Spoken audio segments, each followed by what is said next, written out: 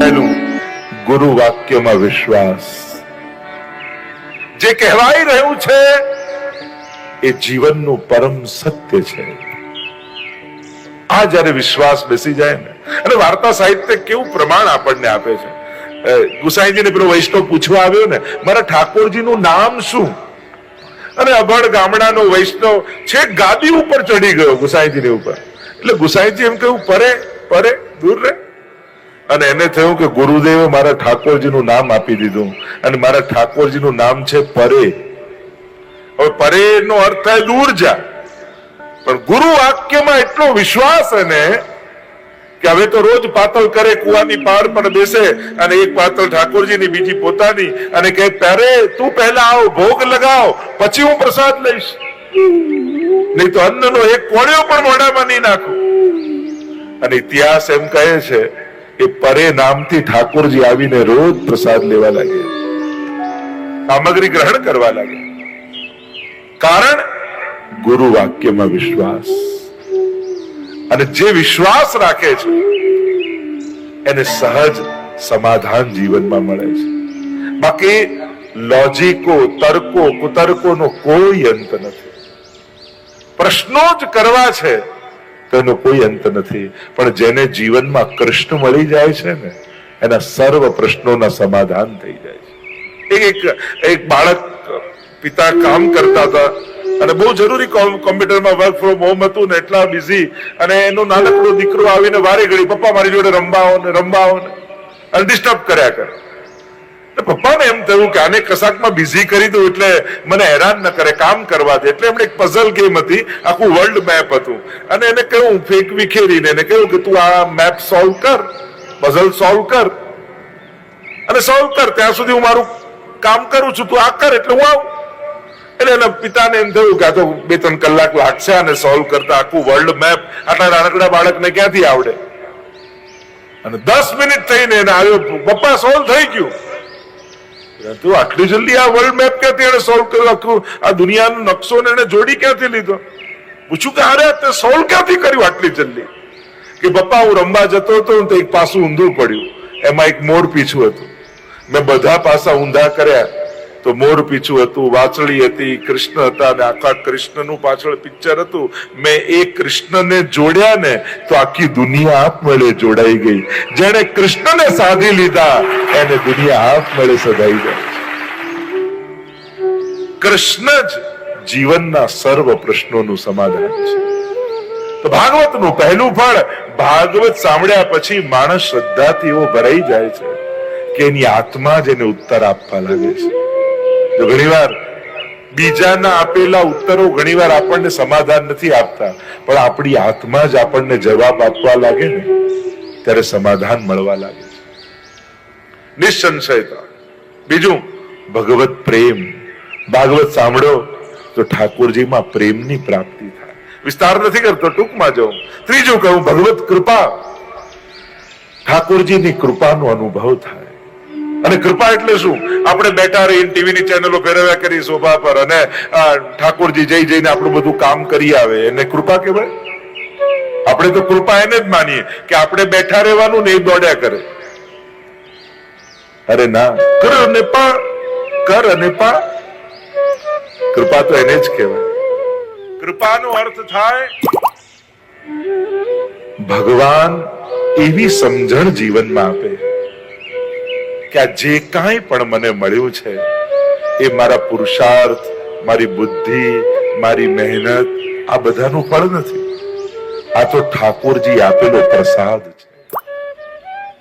અને જ્યારે જીવનમાં આ સમજાય છે, જો જમો તે કર્મ બંધન, પ્રસાદ લો તે કર્મમાંથી મુક્તિ છે. કામ કરો તો એ કર્મ બંધન, પણ પ્રભુ માટે દોડો એ કર્મમાંથી મુક્તિ છે. કામ એ જ છે, પણ એને જ્યારે સેવા માનીને કરો છો ત્યારે ગાંઠોને ખોલો છો, અને કામ માનીને કરો છો તો ગાંઠોને બાંધો છો. એ જ ભોજન છે, એ જ સ્વાદ ને એ જ પેટ ભરાય છે, પણ એ જ પ્રસાદ સમજીને લો છો તો એક એક કોળિયામાં ઠાકોરજીની કૃપાનો અનુભવ તમે કરો. સમજણ આ બદલવાની છે, ક્રિયાઓ એ જ રહેવાની છે, પણ એ જ ક્રિયાઓ માટેની સમજણ ફેરવાય છે ને તો ડગલે ને પગલે કર્મ બંધનોની ગાંઠો ખુલે છે.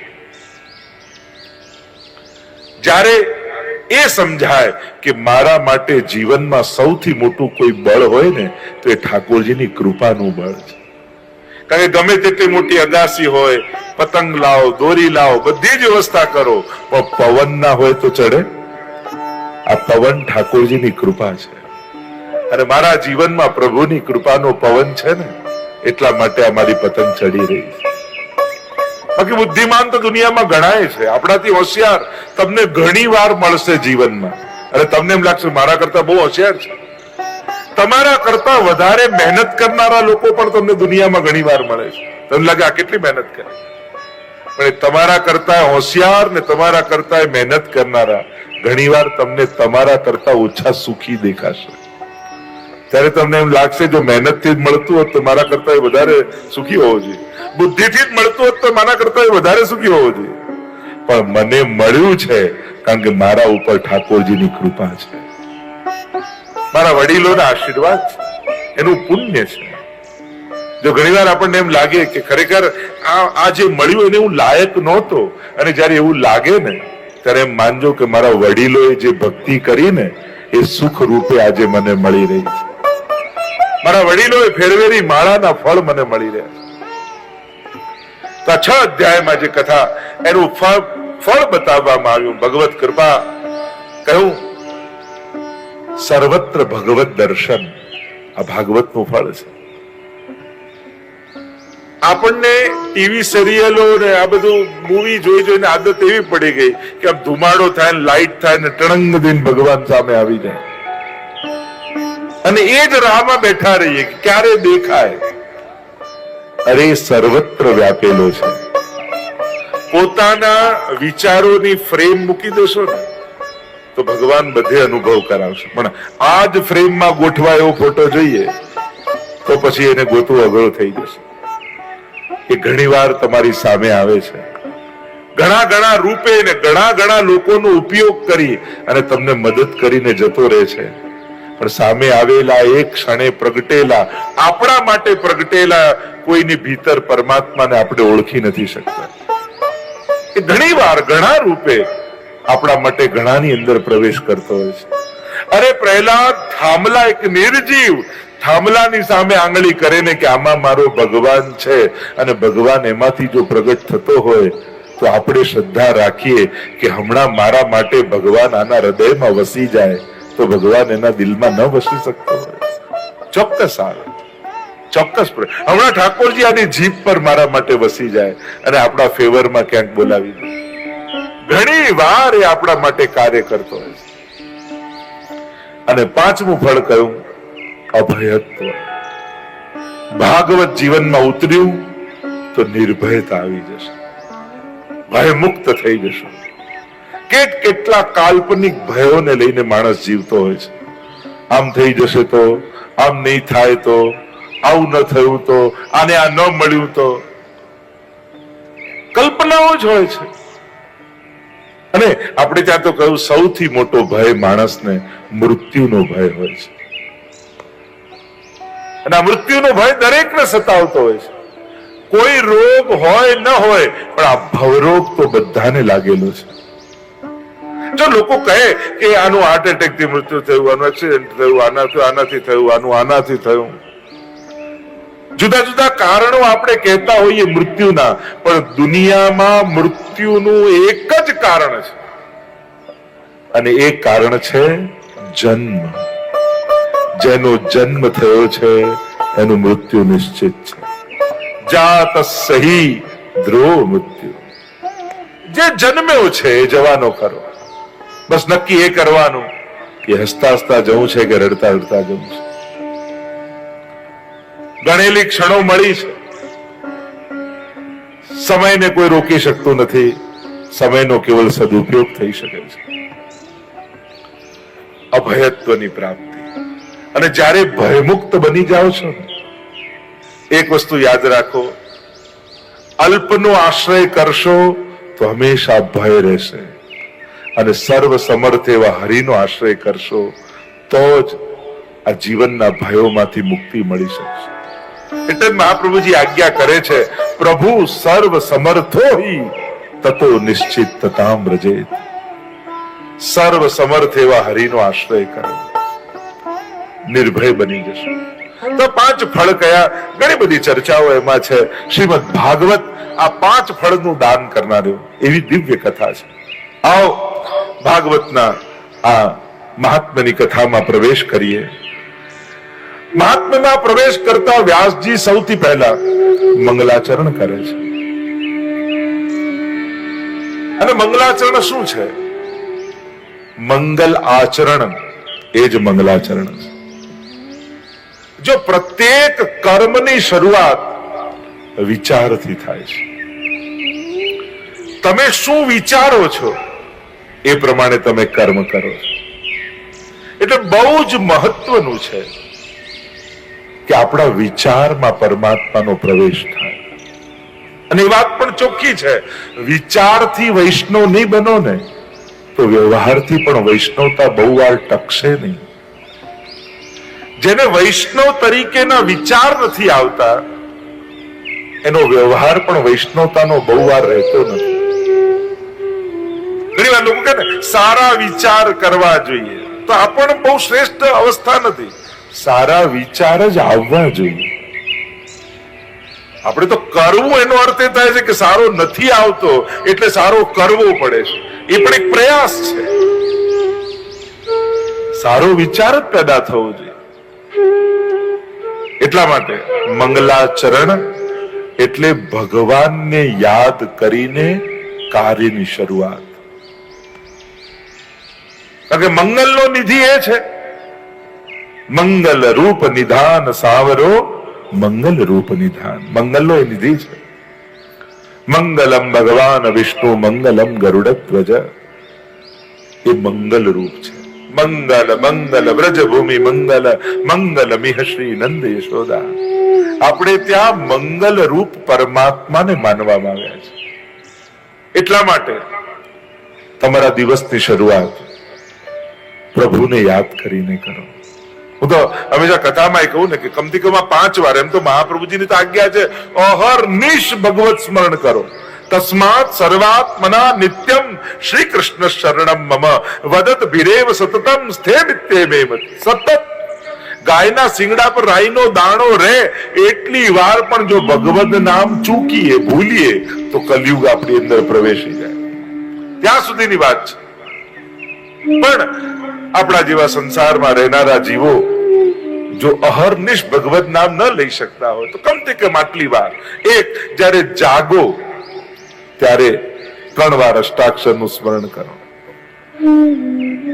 પહેલો કોળિયો મોઢામાં મૂકતા હો ત્યારે 3 વાર ઠાકોરજીને યાદ કરીને પછી ઘરની બહાર કામ કરવા માટે નીકળો ત્યારે 1 સેકન્ડ ઉંબરા પાસે ઉભા રહી 3 વાર અષ્ટાક્ષર બોલીને નીકળો. ઘરે પાછા આવો ત્યારે 1 સેકન્ડ બહાર ઉભા રહી અષ્ટાક્ષર 3 વાર બોલીને ઘરમાં પ્રવેશ કરો. અને રાતના સૂતા જતા હો ત્યારે સૂતા પહેલા 3 વાર અષ્ટાક્ષર બોલીને સૂવો. કેટલું સરળ સહજ. આમાં તમે ઘણી વાર એક્સક્યુઝ, અમને સંસ્કૃત નથી આવડતું, અમને ગાતા નથી આવડતું, અમને કઈ બહુ બધું વાંચતા નથી, અમને ખબર નથી. આમાં કઈ જરૂર ખરી? પણ આનું પરિણામ શું આવશે? જો ઘણીવાર જે ઘણી ક્રિયાઓ આપણને બહુ નાની લાગતી હોય છે, પણ એ દેખાતી નાની ક્રિયાઓના પણ પરિણામ ઘણીવાર બહુ મોટા આવતા હોય છે. એક નાનકડી ક્રિયા પણ ખાલી એટલું નક્કી કરો કે પહેલો કોળિયો જે મૂકીશ ને મોઢામાં ઠાકોરજીને યાદ કરીને મૂકીશ. યા પહેલી વાર આંખ ખુલે એટલે પહેલા દર્શન ઠાકોરજીના. પહેલું કંઈક બોલીશ દિવસમાં ત્યારે પહેલી વાર જય શ્રી કૃષ્ણ બોલીશ કોઈની સામે. નાની નાની ઘટનાઓ છે. અને યુવાનો બેઠા હોય તો એમને કહીશ તમારા જીવનમાં આ રીતે પ્રભુને તમારા જીવન સાથે જોડી લો. ભક્તિને કોઈ ઇવેન્ટ ન બનાવો કે અઠવાડિયામાં 1 વાર 2 કલાક આ કરવાનું કે દિવસમાં 1 કલાક તો આ કરવાનું. અને આપણી બી હોશિયારી એટલી છે ને, સારા સારા કામોને ટાઈમ ફ્રેમમાં બાંધી રાખી. કલાક તો પાઠ કરવાના જ અમારે દિવસમાં, કલાક તો અમારે સેવા કરવાની જ. અને ક્રોધ એ તો 24 કલાક કરવાની છૂટ. એમાં લોભ એ તો ગમે ત્યારે કરાય, ઈર્ષા એ તો ગમે ત્યારે કરાય. એટલે દુર્ગુણોને 24 કલાકની છૂટ અને સદગુણો બધા ટાઈમ પ્રેમ. આવો 8 થી 9 નો ટાઈમ માળા 9 વાગી ગયા, હવે પાઠની પુસ્તક બંધ. આપણા હંમેશા સારા સારા કાર્યોને એવા સમયમાં બાંધી રાખીએ છીએ અને પાપ માટે કોઈ બંધન રાખતા નથી. પાપ માટે કોઈ બંધન. યાર મંદિરમાં ઠાકોરજીની સામે ઉભા હોય તો બૂમા બૂમ માણસ શરૂ કરી દે. એ ન જોવે કે હમણાં તો પ્રભુ સન્મુખ છે. એટલે માણસને પાપ કરવામાં ક્યારે પણ સમય સ્થાનનો વિચાર પણ નથી આવતો. અને પુણ્ય કરવામાં, અરે હમણાં કારમાં આ કરાય, બસમાં બેઠા હોય તો આ કરાય, અરે અમે તો ચપ્પલ પહેર્યા હોય તો શું કરીએ. ભગવત નામ છૂટે એના માટેના કેટલા પ્રશ્નો આપણી અંદર જાગતા હોય છે. અને ભગવત નામ લઉં એના બહાનાઓ બહુ ઓછા ગોતીએ છીએ. 5 મિનિટ રહેતી હોય, બચતી હોય તો 5 મિનિટ આટલું પાઠ કરીએ તો ચાલે ને, આવું ક્યારે પૂછીએ. કરવા માટેના પ્રશ્નો બહુ ઓછા હોય છે, છોડવા માટેના પ્રશ્નો બહુ વધારે હોય છે. સૂતક લાગે તો, આમ અડચણ આવે તો, પેલું આમ થાય તો, આમ આવે તો, કેમ સેવા છૂટે એના કેટલા પ્રશ્નો પૂછીએ છીએ. એમ કરવાના બહાનાઓ ઓછા ગોતીએ છીએ. પ્રભુ સાથે જોડાઓ, તમારા જીવનને પરોવો પ્રભુ સાથે. આ નાની નાની ક્રિયાઓથી, અને આ નાની નાની ક્રિયાઓ બહુ મોટું પરિણામ તમારા જીવનમાં લાવશે. માળા કરતા 5 મિનિટ લાગે, પણ એમ વિચારું આ 5 મિનિટ ભગવત નામ લઉં છું ને તો 24 કલાક ઠાકોરજી મારી રક્ષા કરે છે. યમનાષ્ટક કરતા મને 5 મિનિટ લાગે છે, પણ એક યમનાષ્ટક કરું છું ને તો 24 કલાક યમનાજી મારી રક્ષા કરે છે. આવો ભાવ રાખીને એક યમનાષ્ટક કરશો ને તમને એમ લાગશે યમનાજી 24 કલાક મારી જોડે છે. એક માળા કરશો ને તમને એવો ભાવ આવશે કે ઠાકોરજી 24 કલાક મારી જોડે છે. તો મંગલાચરણ દ્વારા શરૂઆત થઈ. વ્યાસજી મંગલાચરણ કરતા બોલ્યા, સચ્ચિદાનંદ રૂપાય વિશ્વોત્પત્યાદિ હેતવે તાપત્રય વિનાશાય શ્રી કૃષ્ણાય વયં નુમઃ. સચ્ચિદાનંદ રૂપાય. વ્યાસજીએ મંગલાચરણ કર્યું. મંગલ આચરણ, મંગલ ઉચ્ચારણ, મંગલ વિચાર, આ બધા મંગલાચરણ છે. આપણા શાસ્ત્રોનો એક વિવેક એવો છે કે કોઈ પણ શાસ્ત્ર શરૂ કરે તો એના રચયિતા સૌથી પહેલા ઠાકોરજીને યાદ કરે છે, જેથી જે કાર્ય કરવા જઈએ છે એમાં કોઈ વિઘ્ન ના આવે. જીવનમાં પણ જો પ્રભુને યાદ કરીને દિવસની શરૂઆત કરશો ને તમારો આખો દિવસ નિર્વિઘ્ન પસાર થશે. એટલે હું તો કહું, જયારે મંગળાના દર્શન કરવા જઈએ ને તો મંગળાના દર્શન એ આશીર્વાદ માંગવાનો સમય છે. સવારે સવારે ઉઠીને જયારે તમે મંગળાના દર્શન કરવા જાઓ ને ત્યારે ઠાકોરજી આગળ બે હાથ જોડીને ઉભા રહીને, ઘણા લોકો કે ઠાકોરજી આગળ ઉભા હોય તો શું કહેવું પ્રભુને, એટલું કહેજો આજે આખો દિવસ તું રાજી થાય એવા કામ મારાથી થાય, તું પ્રસન્ન થાય એવો આખો દિવસ મારો જાય. ગુરુ વાક્યમાં વિશ્વાસ જે કહેવાય રહ્યું છે એ જીવનનું પરમ સત્ય છે. આ જયારે વિશ્વાસ બેસી જાય ને, અને વાર્તા સાહિત્ય કેવું પ્રમાણ આપણને આપે છે. ગુસાઈજીને પેલો વૈષ્ણવ પૂછવા આવ્યો ને, મારા ઠાકોરજીનું નામ શું? અને અભણ ગામડાનો વૈષ્ણવ છેક ગાદી ઉપર ચડી ગયો ગુસાઈજીની ઉપર. એટલે ગુસાઈજી એમ કહ્યું, પરે પરે દૂર રહે.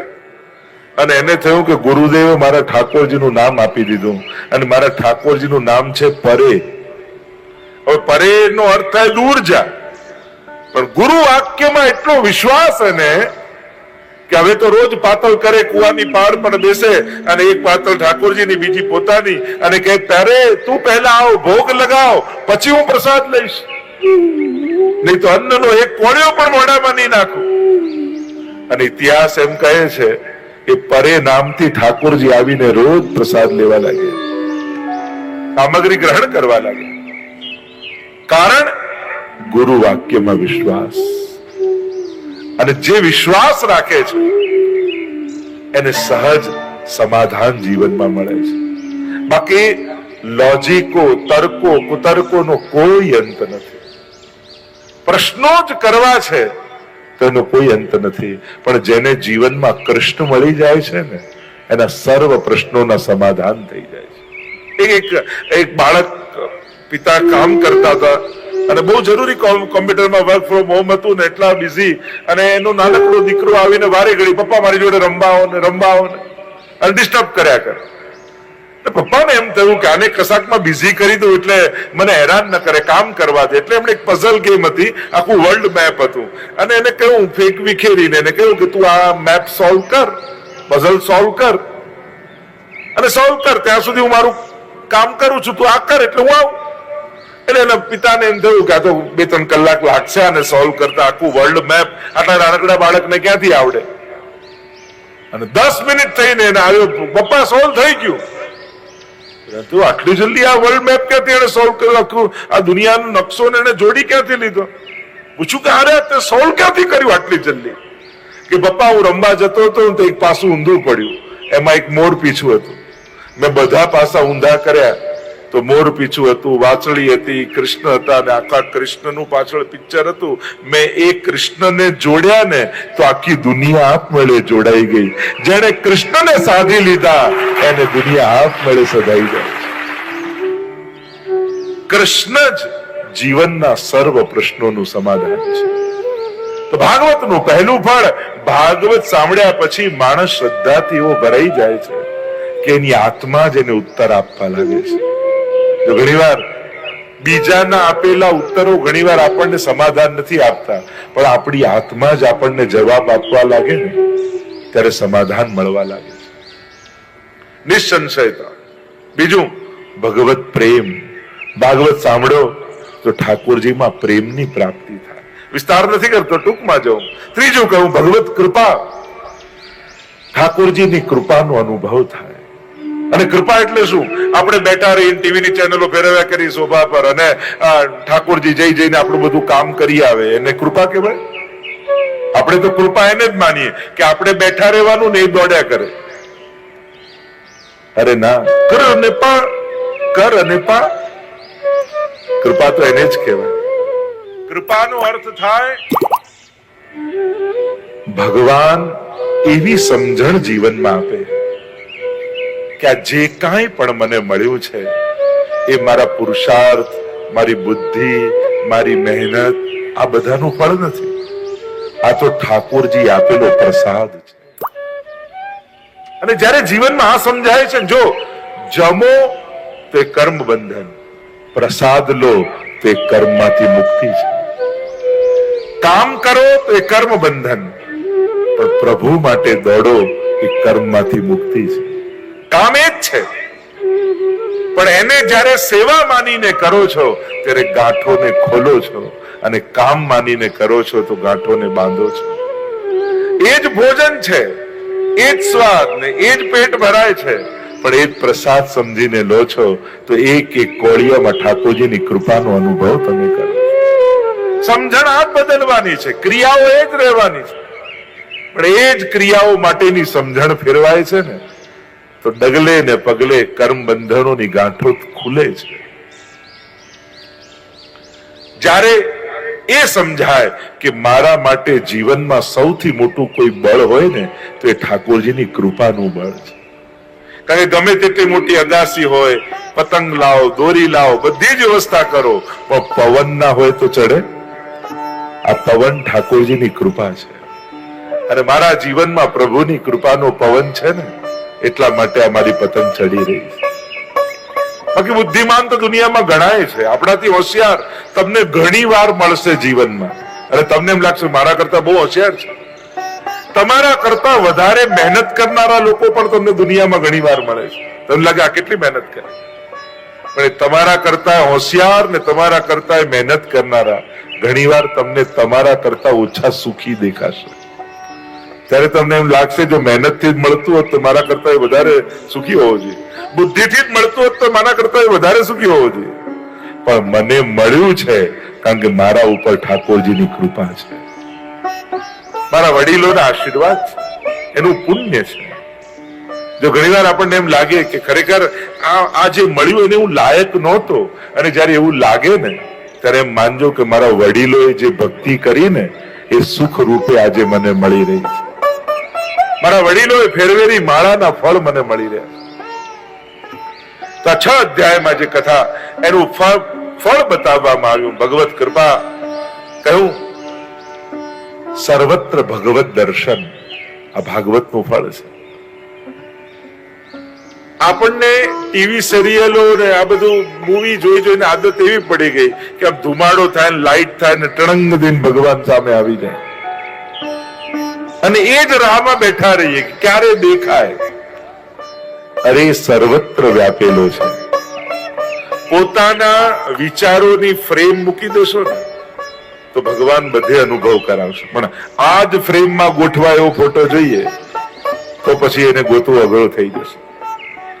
એ ઘણી વાર તમારી સામે આવે છે, ઘણા રૂપે ને ઘણા લોકોનો ઉપયોગ કરી અને તમને મદદ કરીને જતો રહે છે. પણ સામે આવેલા એક ક્ષણે પ્રગટેલા, આપણા માટે પ્રગટેલા કોઈની ભીતર પરમાત્માને આપણે ઓળખી નથી શકતા.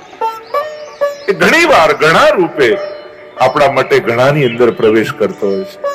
અરે પ્રહલાદ થાંભલા, એક નિર્જીવ થાંભલાની સામે આંગળી કરે ને કે આમાં મારો ભગવાન છે, અને ભગવાન એમાંથી જો પ્રગટ થતો હોય તો આપણે શ્રદ્ધા રાખીએ કે હમણાં મારા માટે ભગવાન આના હૃદયમાં વસી જાય તો ભગવાન એના દિલમાં ન વસી શકતો હોય.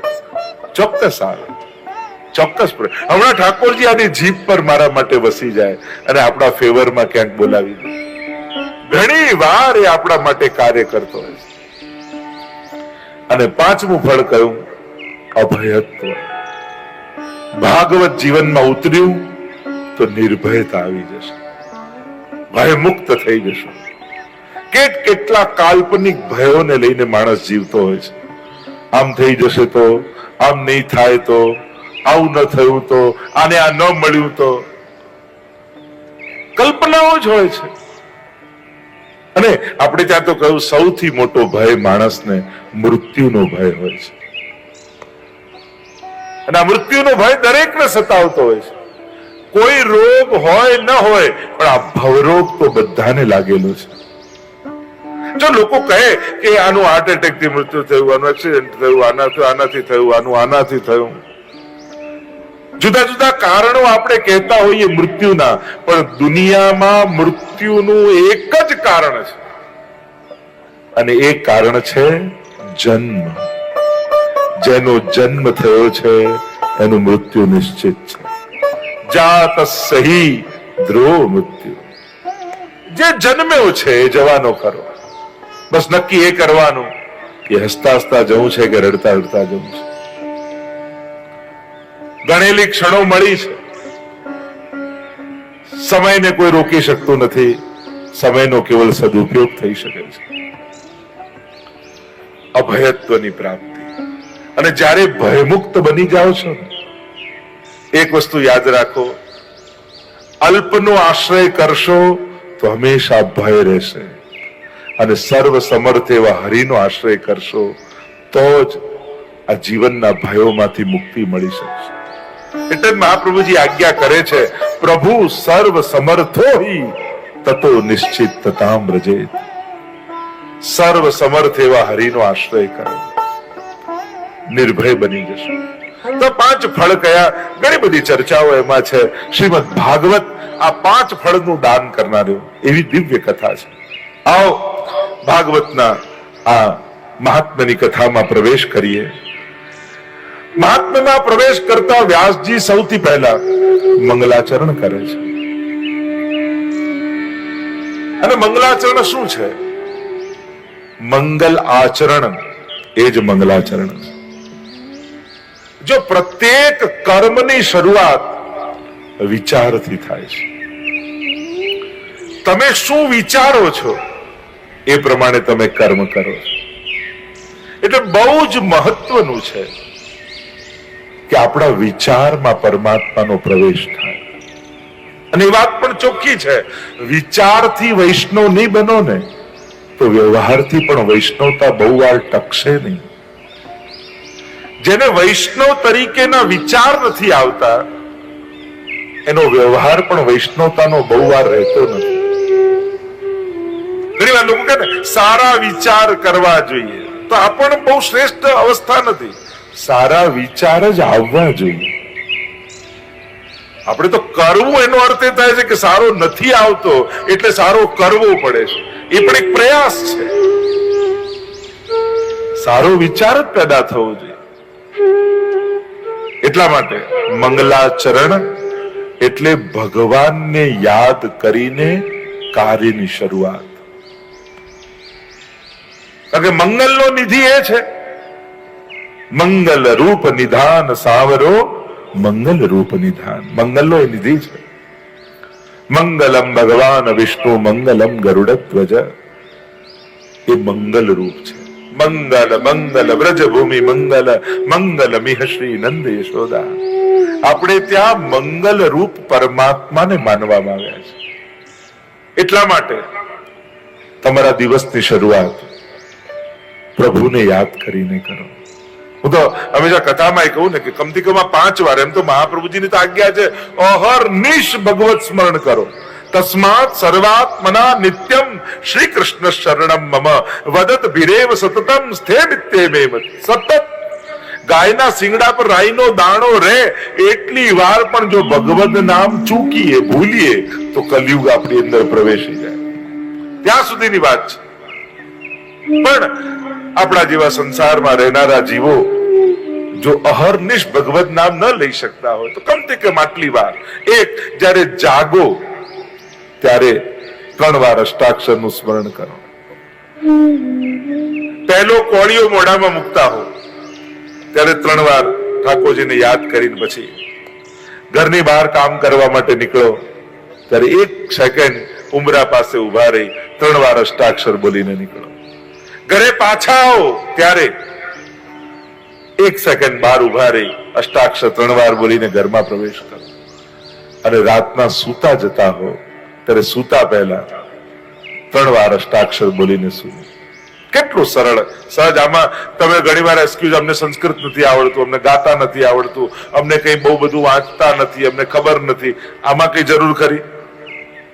પણ આનું પરિણામ શું આવશે? જો ઘણીવાર જે ઘણી ક્રિયાઓ આપણને બહુ નાની લાગતી હોય છે, પણ એ દેખાતી નાની ક્રિયાઓના પણ પરિણામ ઘણીવાર બહુ મોટા હોતા હોય છે.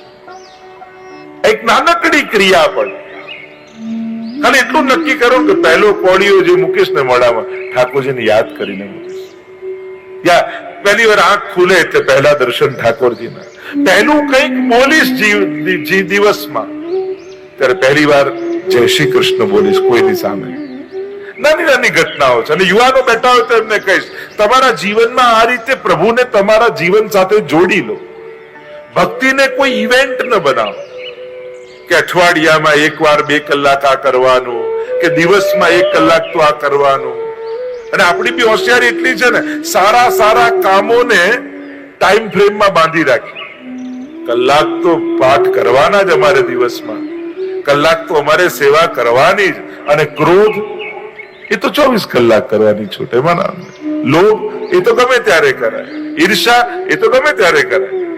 એટલે દુર્ગુણોને 24 કલાકની છૂટ અને સદગુણો બધા ટાઈમ ફ્રેમ. આવો 8 થી 9 નો ટાઈમ, માળા 9 વાગી ગયા હવે પાઠની પુસ્તક બંધ.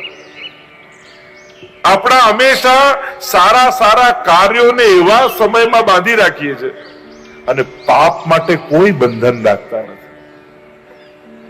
પાપ માટે કોઈ બંધન. યાર મંદિરમાં ઠાકોરજીની સામે ઉભા હોય તો બૂમા બૂમ માણસ શરૂ કરી દે. એ ન જોવે કે હમણાં તો પ્રભુ સન્મુખ છે. એટલે માણસને પાપ કરવામાં ક્યારે પણ સમય સ્થાનનો વિચાર પણ નથી આવતો. અને પુણ્ય કરવામાં અરે હમણાં કારમાં આ કરાય,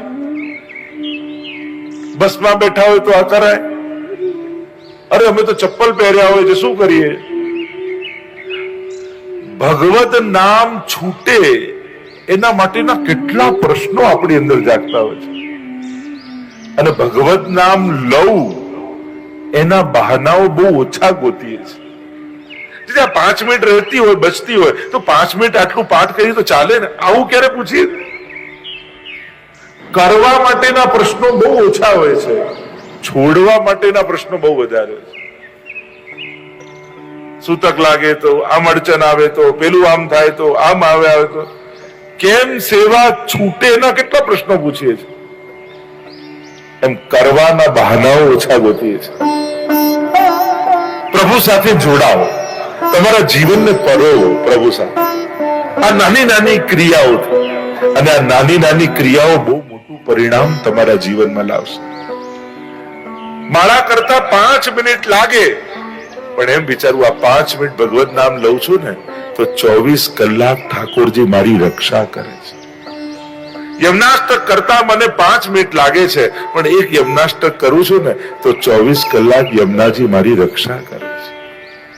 આવો ભાવ રાખીને એક યમનાષ્ટક કરશો ને તમને એમ લાગશે યમનાજી 24 કલાક મારી જોડે છે. એક માળા કરશો ને તમને એવો ભાવ આવશે કે ઠાકોરજી 24 કલાક મારી જોડે છે. તો મંગલાચરણ દ્વારા શરૂઆત થઈ.